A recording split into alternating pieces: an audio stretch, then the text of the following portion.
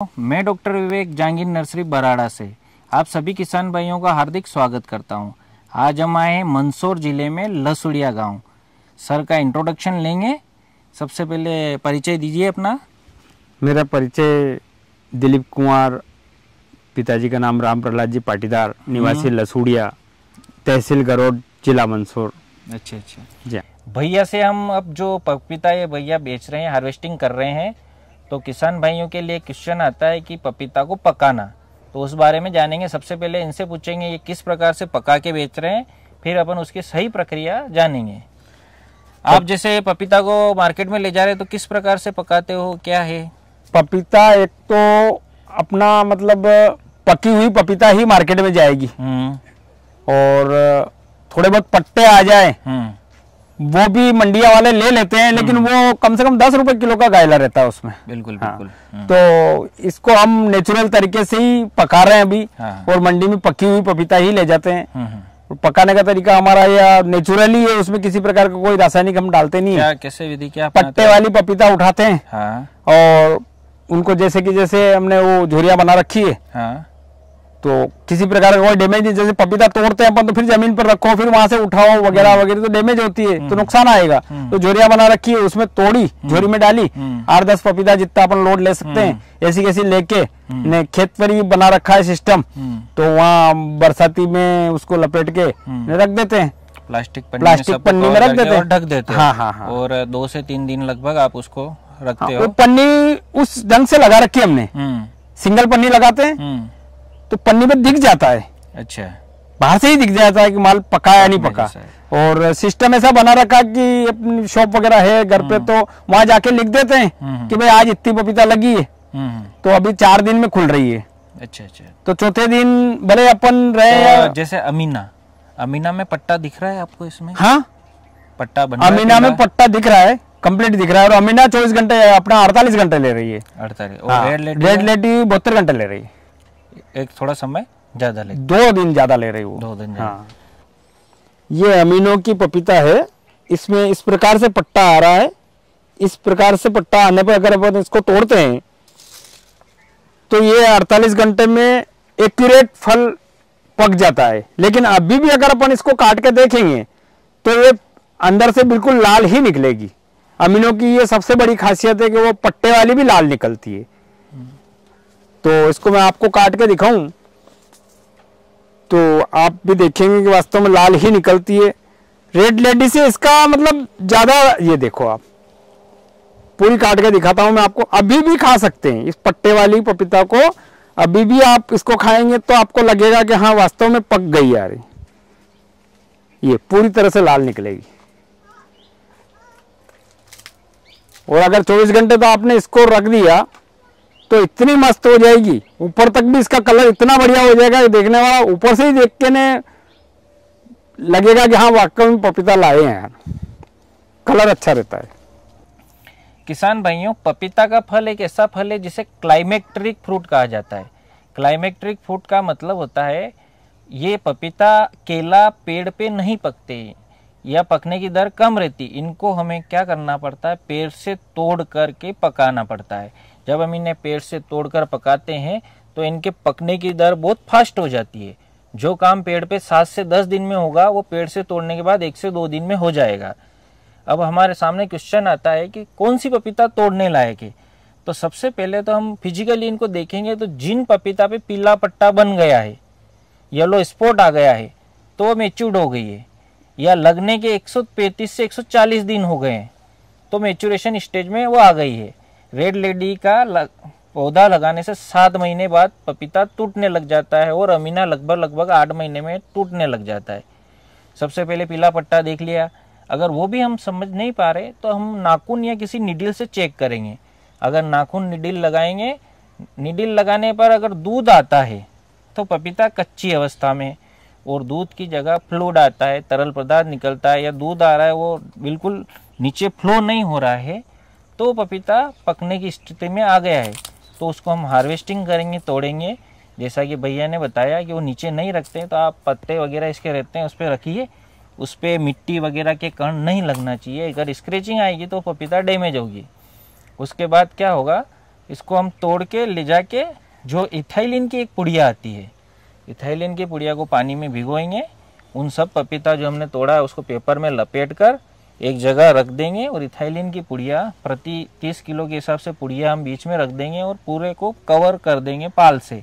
तो लगभग 2 दिन में पपीता रेड लेडी की एक समान रूप से पीले आकार की हो जाएगी और पक जाएगी, जिसका हम मार्केट में ले जाएंगे तो हमें 8 से 10 रुपये ज़्यादा मिलेगा। जो पपीता कच्चा ले जाएंगे उसका रेट थोड़ा कम मिलता है और हम जब पका के ले जाते हैं तो उसका रेट थोड़ा ज़्यादा मिलता है। जैसा कि भैया नेचुरल विधि से पका के ले जा रहे हैं तो इनको अच्छा रेट मिल रहा है। तो आप किसान भाइयों पपीता को तोड़कर पेपर में लपेटकर एक जगह अच्छा स्थान रखिए जहाँ पे नीचे पाल सारी पपीता रखिए। इथाइलिन के जो छोटे पाउच आते हैं उनको पानी में भिगोना है।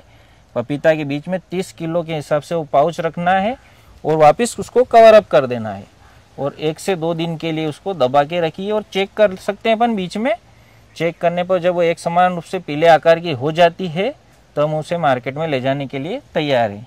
जब ये प्रक्रिया आप 1 से 2 बार करेंगे तो आपको अनुभव आ जाएगा और हम इस प्रकार से पपीता को पका सकते हैं। भैया से हम जानेंगे, जैसे अभी तापमान कम होगा, ठंड बढ़ती जाएगी, तो आप भी पहले पपीता जो पका रहे थे और अब और आगे क्या अंतर आएगा आपके पकने का समय? अभी तक तो जैसे मैं शुरू बार हार्वेस्टिंग करी और पकाने का काम चालू करा तो उस टाइम तो मेरा 24 घंटे में रेड लेडी पक रहा था और 48 घंटे में रेड लेडी पक रहा था और 24 घंटे में अमीनो पक रहा था। उसके बाद में धीरे धीरे क्लाइमेट ठंडा हुआ तो रेड लेडी 72 घंटे पे चला गया। उसने वो टाइम ले लिया पकने में और बदले में अमीनो ने भी टाइम ले लिया। 48 घंटे अमीनो लेने लगी और इसके बाद और ज्यादा ठंड आएगी तो फिर आगे देखते हैं। अभी तो नेचुरल पका रहे हैं अपन, फिर हो सकता है इथाइल की पुड़ी डालेंगे, कुछ करेंगे। किसान भाइयों, अगर बहुत ज़्यादा ठंड है तो उस समय पपीता के पकने की दर कम हो जाएगी, क्योंकि उसका शोषण की दर भी कम हो जाती है टेम्परेचर लो होने से। उस समय हमें क्या करना है, बहुत ज़्यादा टेम्परेचर कम होने की स्थिति में या तो हम गर्म पानी में थोड़ा कुनकुना पानी करेंगे, उसमें पपीता तोड़कर कुछ समय के लिए रखेंगे और फिर उसको हम पकाने के लिए सुखा के ले जाएंगे। तो जब गर्म पानी का हम प्रयोग करेंगे उसमें थोड़ा फंगीसाइड मिला सकते हैं। उससे क्या होगा, जो अभी कुछ किसान भाइयों की समस्या आ रही है, जब पपीता पकाते तो उस पर छिलके पे स्पॉटिंग आ जाती है और ख़राब हो जाती है, फंगस लग जाती है।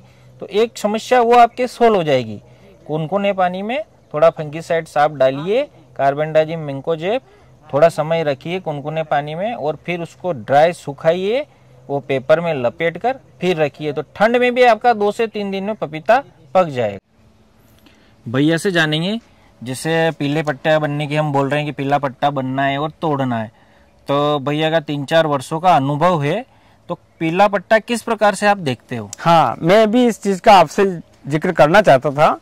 पीले पट्टे में कहने का मतलब है कि आपको भले ही 2 दिन में कर रहे हैं या रोज कर रहे हैं, रोज तो नहीं होगा, एक दिन तो छोड़ना ही पड़ेगा। मैं मेरे बाग में 1 दिन छोड़ के पपीता तोड़ता हूँ। तो पीले पट्टे का मतलब है कि एक रुपया, जो अपना 1 रुपया 50 पैसे का जो सिक्का रहता है, उतना दाग भी अगर पीला आपको पपीता पर दिख रहा है तो ऐसी पपीता अगर सभी उसी क्वालिटी की पपीता आप तोड़ेंगे, हो सकता है आप लेट पहुंचे तो शुरू दिन दाएं बाएं हो जाओगे, किसी भी ज्यादा आ जाए, किसी कम आ जाएगा। लेकिन ये गलती करोगे अगर किसी की ज्यादा पट्टा है और किसी कम पट्टा, तो आपका जो आप पकाने के लिए छोड़ेंगे वहां से बहुत सारा माल आपको फेंकना पड़ेगा, डैमेज हो जाएगा। और 50 पैसे वाला अगर आप वही तोड़ेंगे और उसी माल को लगाएंगे तो उसमें आपका एक पपीता भी डैमेज नहीं होगा और आपको नुकसान से बच जाएंगे। बिल्कुल किसान भाइयों, भैया का जैसे कहना है कि पीला पट्टा मतलब कि उस पर पूरा पीला कलर नहीं बनने देना है, बस हल्का सा स्पॉट आया और आपको तोड़ना है। बिल्कुल ठीक। बाकी कार्य हमारी जो इथाइलिन की पुड़िया है उसका कार्य यही है, वो पूरे आपके ग्रीनिश कलर को येलो कलर में चेंज कर देगा। उसका जो उसमें तत्व रहते हैं वो आपके एंजाइम एक्टिविटी को बढ़ा देंगे पपीता की और शोषण दर को बहुत बड़े लेवल पे बढ़ा देते हैं, जिसके कारण पपीता 1 से 2 दिन में एक समान रूप से पक जाएगी।